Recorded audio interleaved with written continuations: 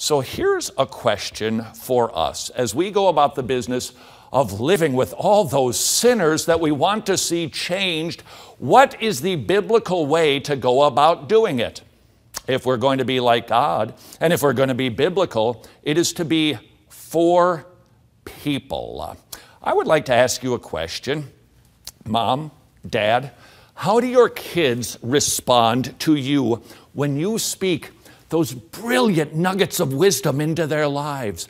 Do you find yourself getting a little frustrated, especially if you have teenagers, because they're like, yeah, I got it. All right, fine. Okay, I'm listening.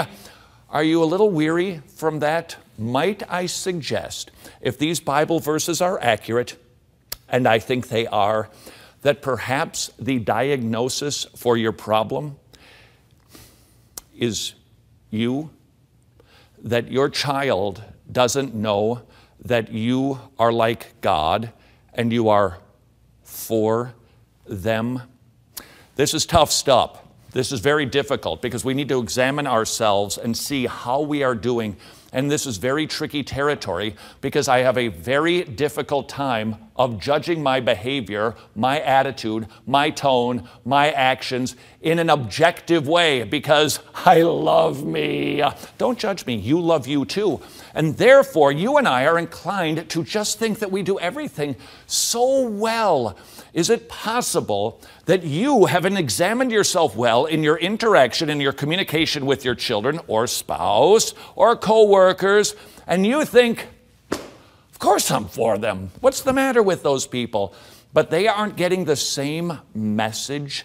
Might I encourage you to do something brave? If you want to see change in anybody, ask them, before you talk to them, before you correct them, before you give them another piece of proverbial wisdom, that you ask them, do you think that I'm for you? And let them answer. And by the way, if they go, I think so, why? Then you're probably not. If you can't get a straight answer from them or you sense that they're being kind of hesitant about it, well, I guess so, why? What's the matter? What did I do wrong?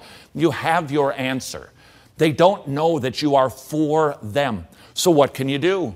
Ask somebody else in the family, do you think that our other child thinks that I'm for them? And if you can't do that, there is a place where you can go to receive, what is the name of that thing? Where Jesus died, and then at the end, he's going to present this thing to God. And anybody? Church! Church. You could go to church, and your fellow Christians can help you and say, bro, been watching you with your kids. I got to tell you, you're not for them. And you could be helped by the local church. Why should you be willing to do something so courageous that maybe requires you to change? Because if we are going to be like God, leading people to be more holy, perhaps they're not the one who needs to change, but instead it is we.